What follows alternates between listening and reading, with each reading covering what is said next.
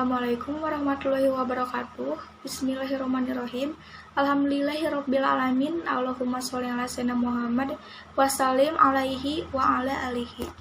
Kami dari kelas 9E kelompok 3 yang beranggota 1. Dio Mahardika, 2. Jepri Hamdani, 3. Kesya Lintang, 4. Keisa Mawartiara, dan 5. Mutiara.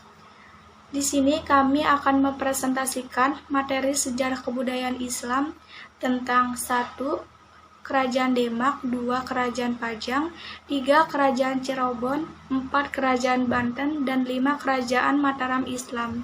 Kerajaan Demak merupakan kerajaan Islam di Jawa. Para ahli memperkirakan Demak berdiri pada tahun 1500. Letak kerajaan berada di Bintaro, yakni di dekat muara sungai. Demak, pusat kerajaan, terletak di antara pelabuhan Bergota dan Jepara. Raja-raja memerintahkan di Demak antara lain Raden Fatah sebagai pendiri sekaligus raja pertama, Putih Unus, Sultan Trenggono, dan Sunan Pramoto. Kerajaan Demak didirikan oleh Raden Fatah yang memerintahkan pada tahun 1500 sampai 1518.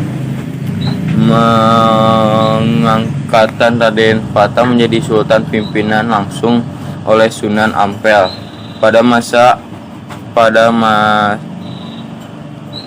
pemerintahannya, agama Islam mengalami perkembangan yang sangat pesat karena gencannya gerakan dakwah para wali. Berdirinya kerajaan Demak di latar belakangi oleh melemahnya pemerintahan Majapahit dan mulai menguatnya pengaruh Islam di tanah Jawa. Pada masa pemerintahan Raden Fatah, wilayah kerajaan Demak meliputi Jepara, Tuban, Sedayu, Palembang, Jambi, serta beberapa daerah Kalimantan. Raden Fatah bergelar Senopati Jimbun. Ngabdulrahman Penembahan Palembang Syahidin Panatagama pada tahun 1511. Raden Fatah meninggal pada tahun 1518. Selanjutnya pemerintahan kerajaan Demak dilanjutkan oleh Putih Unus selama 4 tahun. Ia meninggal pada tahun 1522 dalam usianya. Mengusir Portugis dari Malaka, pemerintahan dilanjutkan oleh adiknya yakni Sultan Trenggono. Ia diangkat oleh Sultan Hadiwijaya memindahkan pusat kerajaan dari Demak ke Pajang. Walaupun sudah menjadi kerajaan baru, kerajaan Pajang masih mengakui sebagai penerus kerajaan Demak. Kerajaan Banten adalah kerajaan yang didirikan oleh Syarif Hidayatullah pada tahun 1526. Daerah kerajaan Banten menjadi batu loncatan oleh kerajaan Demak untuk menguasai Pajajaran dari barat dan timur.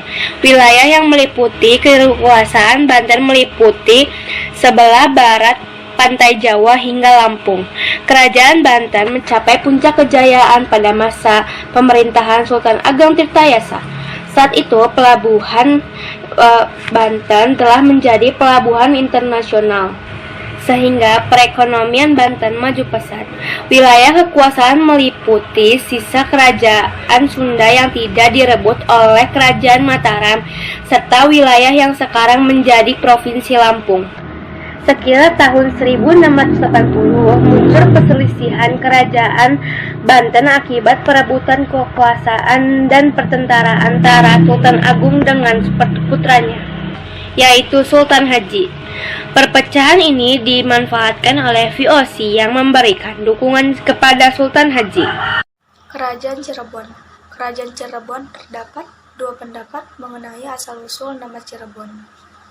Menurut Baba Cirebon, Cirebon berasal dari kata ci dan rebon yang artinya gudang kecil.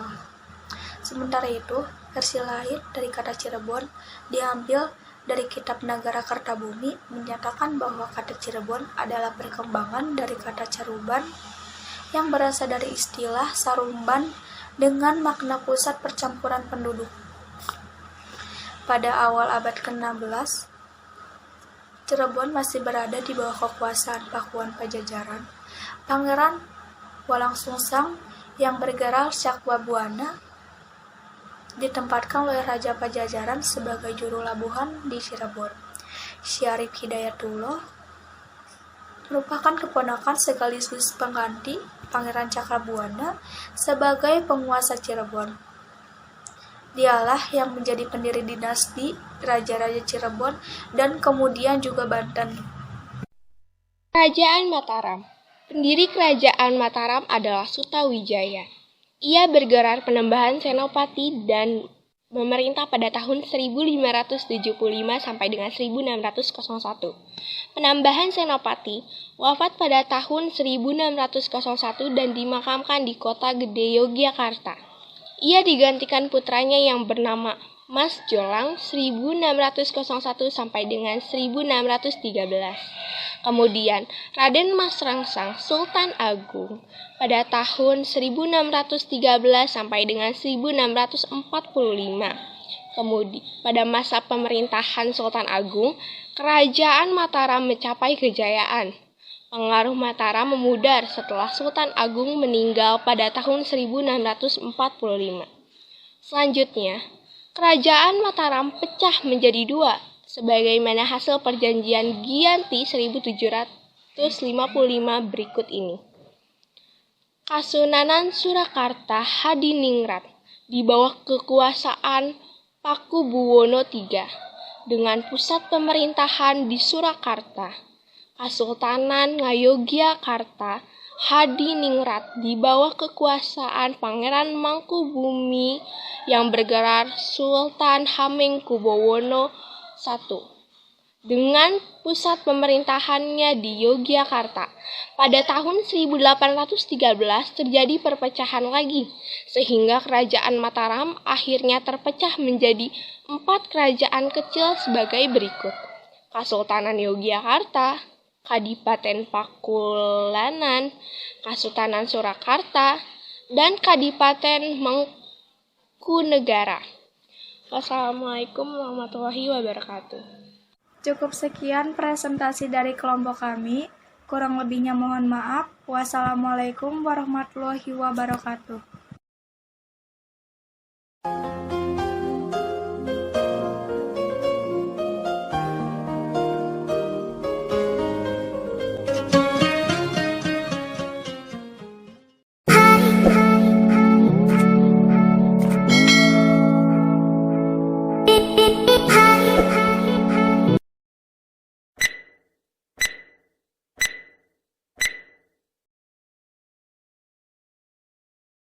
Assalamualaikum warahmatullahi wabarakatuh. Allahumma sholli ala Muhammad wa ala ali Muhammad. Kami dari kelompok 4 Sejarah Kebudayaan Islam ingin mempresentasikan sejarah kerajaan Islam, yaitu Kerajaan Goa Talo dan Kerajaan Ternate Tidore. Berikut presentasinya. Kerajaan Goa Talo terletak di Sulawesi Selatan bagian pesisir barat, tempatnya di wilayah Kabupaten Goa. Goa tercatat memiliki lebih dari 30 orang raja sejak berdirinya sekitar abad ke-14 sampai dengan tahun 1895. Pemimpin pertamanya adalah Tamuna Rumbinia yang merupakan pengurus lokal Goa pada abad ke-14. Goa Talo berjaga pada abad ke-17, tepatnya ketika Karang Goa Talo bersama-sama memeluk agama Islam. Sejarah kerajaan Goa Talo terbagi dalam 2 zaman, yaitu periode sebelum memeluk agama Islam dan sesudah memeluk agama Islam, lalu membentuk aliansi untuk mendominasi. Sultan Hasanuddin merupakan raja yang terpenting dalam perjalanan sejarah Goa Talo. Dikarenakan ambisinya menguasai kawasan Sulawesi Selatan dan perdagangan ke timur berhadapan dengan VOC dan raja-raja lokal yang bersekutu. Kemunduran Gorontalo sebagai pemilik dominasi Sulawesi sebenarnya terjadi secara langsung setelah kekalahan Hasanuddin pada tahun 1667 melawan VOC dan Bone.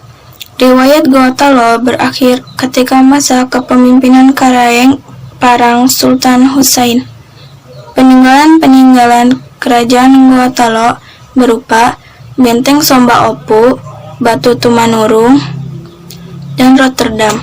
Di wilayah Goa juga terdapat 9 komunitas yang dikenal sebagai Tambolo, Lakiung, Saumata, Parang-Parang, Data, Agangjene, Bisei, Kalili, dan Sero.